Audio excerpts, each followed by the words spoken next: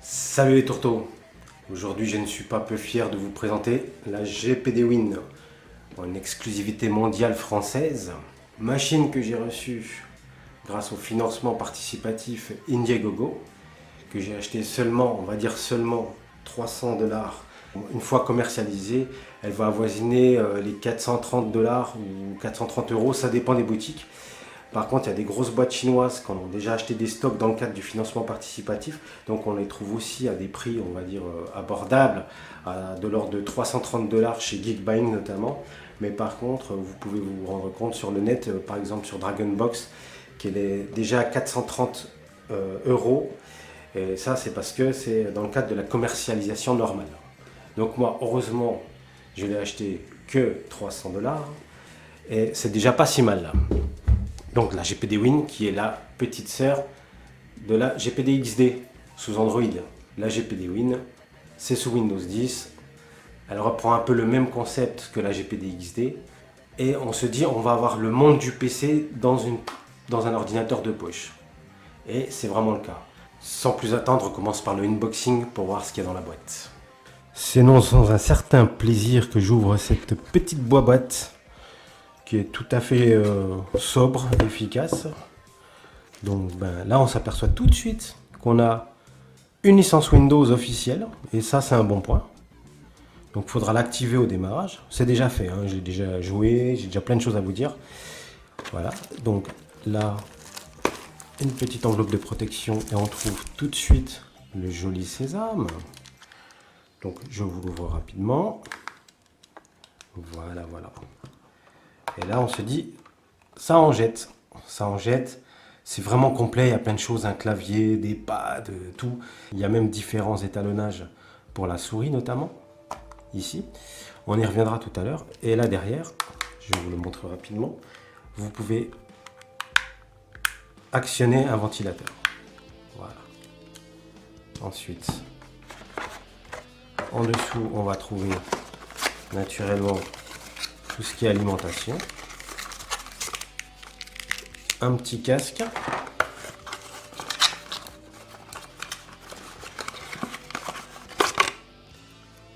le bloc d'alimentation en version chinoise, donc il faudra penser à avoir un petit adaptateur pour les Européens, un câble USB-C. Vous voyez, c'est de l'USB-C. Voilà. Qu'on branchera ici. Voilà, comme ceci. Enfin, vous avez quelques feuillets ici. Voilà. Qui donnent donc des instructions de mise en route et un certificat de garantie ici. Voilà. Et on en aura besoin, je pense. Je vous expliquerai pourquoi tout à l'heure. Il y a l'essentiel. Voilà. Pas de fioritures, mais c'est assez complet malgré tout. Il n'y a pas besoin de plus. Maintenant, on va faire le tour de l'objet. Donc, grosso modo, c'est un peu le même form factor que la GPD XD, hein, quand vous regardez bien. C'est quasiment la même taille. C'est la même hauteur. C'est la même longueur. Voilà. Mais c'est un petit peu plus... Mais vraiment de 3 fois rien. Hein. C'est un petit peu moins large. Un petit peu plus large, pardon. Alors, vous voyez, sur la face avant, il n'y a rien de spécial, si ce n'est la LED ici pour la batterie. Sur la tranche gauche, il n'y a rien, mais vous constaterez ici qu'il y a une aération pour la ventilation. Idem pour la tranche à droite. Enfin, ici, vous voyez un haut-parleur. Et ici, vous voyez un bouton pour actionner le ventilateur ou pas. Donc il y a 3 positions. Éteint, il tourne moyennement, il tourne vite.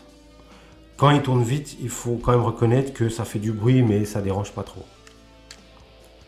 Et maintenant au dos, ce qui nous intéresse le plus. Donc là, vous voyez ici les boutons. Alors L1, L2, prise jack. Ensuite, un port USB 3, un port micro SD, un port HDMI, un port USB-C et encore une fois de plus les boutons R2 et R1. Voilà. Donc maintenant, on va l'ouvrir. On voit ce superbe écran 5,5 pouces, Gorilla Corning Glass 3, c'est important de le souligner. Et ce qui impressionne aussi, c'est évidemment le clavier complet ici, sans pad numérique, mais on s'en fout. Le bouton pour allumer ici, qui est vraiment caractéristique, qui est différent, qui se remarque, il est rouge. Le bouton Xbox, je ne sais pas à quoi ça sert, mais bon. Et sinon, pour le jeu proprement parlé, vous avez la croix directionnelle, le pad de gauche, le D-pad de droite et 4 boutons. Et là, vous voyez, vous avez une position pour le mettre en mode souris et différentes autres fonctionnalités que j'ai pas encore tout à fait découvert. C'est parti, on l'allume. Bon, j'en profite pendant que ça s'allume pour vous parler des caractéristiques techniques. Donc, à savoir donc, que l'écran est en HD, densité de pixels 267 ppi, la batterie est 6900 mAh, que le CPU est un Atom X7Z8700, gravé en 14 nanomètres, que la carte graphique est une Intel 405, 4 Go de RAM en DDR3, 64 Go de ROM en eMMC 4.51. Franchement, c'est très alléchant. On voit un Windows 10 dans un tout petit ordinateur, c'est un super ordinateur de poche. Mais en fait, le problème, c'est que c'est tout petit et il n'y a rien qu'à allumer rapidement l'explorateur. Et vous voyez, j'ai peine à l'ouvrir. Je suis même pas sûr que j'ai ouvert le truc que je voulais. Voilà, j'ai pas ouvert ce que je voulais. Voilà, et c'est la galère. Donc, de toute façon, on oublie la bureautique. On va galérer à copier des fichiers. Tout ça, voilà. Il faudra être patient. Quitte à au début, pour paramétrer tout ce dont vous avez besoin, le brancher à un écran HDMI pour y voir plus clair. Et qui plus est, une souris. Parce que vraiment, pour trouver ces petits là-dedans, je vous dis pas, c'est la galère. Windows, effectivement, même le Windows 10, il n'est pas fait pour un écran 5,5 pouces. Et même les ingénieurs qui ont pensé à ce projet-là, ils auraient dû y penser. Et ouais, Windows, c'est pas fait pour un écran 5,5 pouces. Donc, je vous explique pas, ça va être la galère. Vous allez installer Steam, ça va être la galère au début pour installer vos jeux, tout ça. Tout ce que vous voulez faire, une copie de fichier, lancer un émulateur, etc. Cliquez sur un bouton, ça va être la galère. Il faudra paramétrer les grandes icônes au maximum avec beaucoup de patience. Avec mon ongle, j'y arrive. Là, vraiment, je fais attention pour fermer la fenêtre. Vous voyez, on y arrive quand même. Mais faut être très très précis. Donc à partir de ce constat, on se dit, eh ben ce truc, il est fait vraiment pour jouer. Une fois que tout est bien installé, une fois que tous les jeux sont configurés comme il faut, une fois que le Steam est bien installé, que vous êtes allé le télécharger sur Internet, que vous avez réussi à ouvrir vos magasins, à cliquer sur vos jeux pour les télécharger. Une fois que tout ça c'est fait, que tout est embarqué, là ça vaudra le coup. On pourra enfin jouer, que ce soit les émulateurs, les jeux en 3D sur Steam, tout ce que vous pourrez enfin jouer. Mais en amont, il faudra tout préparer et il vous faudra de la patience, ça c'est certain. Un petit peu de multimédia avant le jeu. Donc là, vous voyez, hop, ça marche bien le tactile. Là, je vais taper. Bon, il s'est barré, cet enfoiré. Donc voilà, YouTube, j'ai mal tapé. Peu importe. Vous voyez, quand même, c'est galère. Hein. Je fais n'importe quoi là, en fait. J'ai un peu de mal, hein. Faut dire la vérité. Voilà, on y arrive malgré tout. Bon, je faisais ça juste aussi pour vous dire, si je clique sur le micro, si j'y arrive. YouTube. Et c'est parti, on y va. Je fais de la pub anormale. J'aurais pu mettre une vidéo pour moi, de moi, mais bon, peu importe. C'est pour vous montrer le haut-parleur. Et là, on baisse un petit peu le son. Les haut-parleurs, franchement, sont tout à fait moyens. Vraiment rien d'exceptionnel. C'est même un petit peu... quand c'est à fond, ça grésille trop. Mais on s'en fout. Voilà. Vous mettez un casque, le son est tout à fait correct, il n'y a pas de problème. Enfin, un dernier point que je voulais aborder avant des séquences de jeu à tout va et un long monologue sur tout ce qui va pas. Donc, c'est la connectique. Bon, j'ai des clés USB 3, j'ai un disque dur USB 3. On va brancher ça. Vous avez entendu et c'est détecté sans souci. Alors, après, évidemment, pour l'éjecter, comme d'hab, c'est la galère. Hop. Mais j'ai pris le coup. Voilà. Et alors, chose surprenante quand même, ce qui est pas si mal, c'est que ça sait alimenter un disque dur amovible. Vous avez vu? Par contre, il met un peu plus de temps pour le trouver. Il met un peu plus de temps pour monter. Mais il va y arriver. Voilà. Il est arrivé, le voilà. Ouais, alors la complainte est diverse et variée. Donc, premier point, c'est un moment, au bout de 20 minutes, franchement, que je venais de la recevoir, j'ai cru que je l'avais briqué en 20 minutes. J'étais dégoûté. Donc, ce qui s'est passé, En fait, j'étais en train de faire une mise à jour Windows. J'aurais dû me douter que bon, c'est jamais les mises à jour Windows sur des ovnis vidéoludiques comme ça. Donc les mises à jour, il faut y aller mollo. Bon, il se trouve que moi j'en avais fait une machinalement. Et au reboot, entre-temps j'avais branché parce qu'il est plus prudent de brancher quand il y a une mise à jour en cours. Et qu'est-ce qui s'est passé au reboot? Il y a un moment, il était à 33%, il a fait un restart. Il voulait plus redémarrer. C'est-à-dire qu'il enclenchait son processus de redémarrage, mais il n'a jamais eu lieu. Donc panique totale. Et en fait, c'est au bout d'une demi-heure, trois quarts d'heure, à un moment j'ai débranché, j'ai rallumé et j'ai vu que ça repartait et que ça continuait le processus d'installation. Mais entre-temps, j'ai cherché pour aller dans le BIOS sur des forums et tout, et j'ai rien trouvé. Ça n'a pas été simple. Ça fait 3 jours que je l'ai. La communauté va très vite. A priori, il y a quand même pas mal de problèmes divers et variés. Moi, j'en ai quelques-uns que je vais vous évoquer. Au-delà de ça, j'ai été épargné par plein d'autres galères que d'autres ont eu. Bon, là, entre-temps, vous avez vu, je vous défile des jeux, des trucs et des machins. Tout ce que j'ai pu faire fonctionner. Parce que, deuxième gros point noir, et là, je suis dégoûté, parce que vraiment, c'est ce pourquoi j'ai acheté la console. Les 3/4 des jeux en 3D de mon catalogue Steam, ils marchent pas et j'ai les boules, je suis dégoûté. Quand je les installe, on est bien d'accord, sur la machine, les jeux 3D, les 3/4 ne fonctionnent pas. Il y a Duke Nukem Megaton qui marche, mais enfin voilà quoi, c'est bon, le jeu il a 15 piges, je m'en tape. Moi je veux jouer à un jeu AAA de 2013. Et pourtant, quand on va sur YouTube, il y en a qui y arrivent. J'arrive à jouer à tous les jeux 3D de mon magasin Steam quand je stream. Donc, mais au préalable, ça veut dire que j'ai allumé mon PC qui va bien, mon gros PC.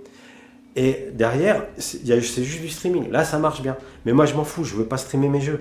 Je veux aller jouer dans le bus, dans le train, machin. J'en ai rien à foutre de streamer sur Steam, moi.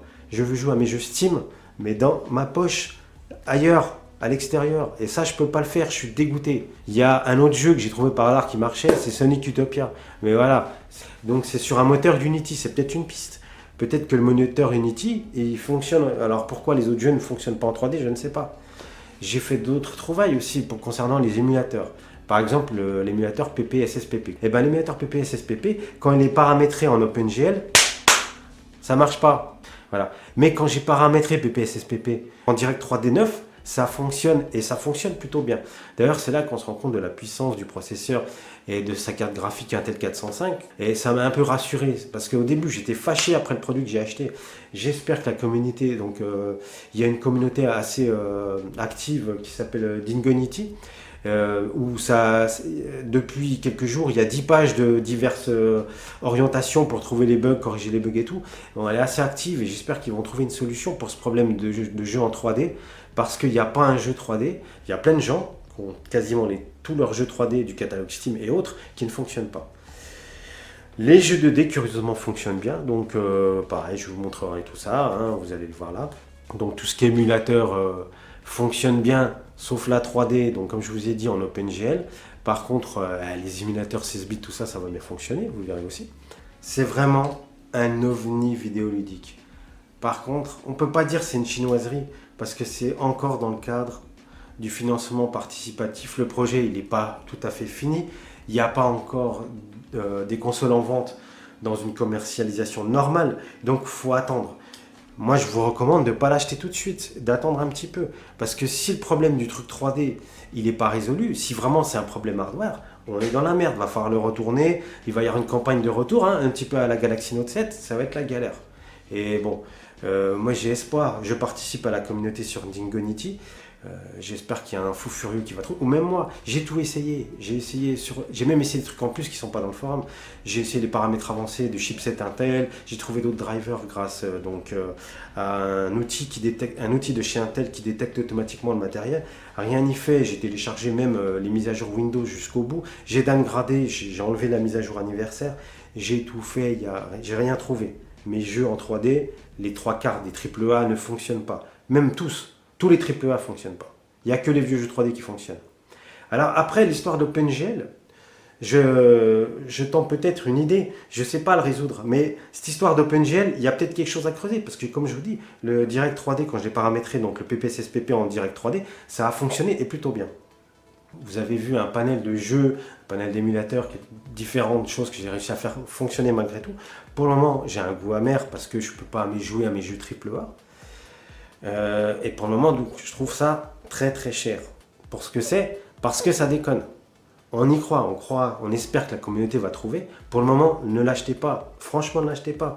Parce que, à moins que vous êtes un ultra bidouilleur, vous êtes sur votre fait et vous n'avez pas peur de lâcher 330 $ chez Geek Buying. C'est un risque. Hein. Vous n'êtes pas à l'abri de tomber sur une galère comme moi. Ou comme toutes les autres galères que j'ai vues sur le forum d'Ingonity. Parce qu'il y a d'autres galères, mais je les ai pas eues. J'ai même à la limite pas trop de bugs, quoi. Mais il y en a qui ont des autres trucs de fou, quoi. L'écran marche pas du tout. Enfin voilà, il y a quand même des produits pas tout à fait finis. Je sais pas quoi vous dire. Et il y a aussi des gens où tout marche bien. Ils arrivent à jouer à leur jeu AAA et tout, leur jeu 3D AAA, faut bien préciser, la 3D, le problème est la 3D en ce qui me concerne. Mais il y a aussi des petits malins sur YouTube qui font croire que ça marche, les jeux 3D AAA, parce qu'ils jouent en streaming sur Steam. Et on le voit bien l'autre, il y a des trucs en Nvidia avec une puissance phénoménale et ça marche nickel. Ça c'est pas vrai, ils jouent en streaming, ils disent pas qu'ils jouent, que le jeu est installé sur le PC, sur la GPD, ils disent pas que le jeu est installé sur le GPD et ils jouent. Ils streament les mecs. De toute façon, par exemple GTA 5 qui fait 58 Go, il n'y a pas assez de place.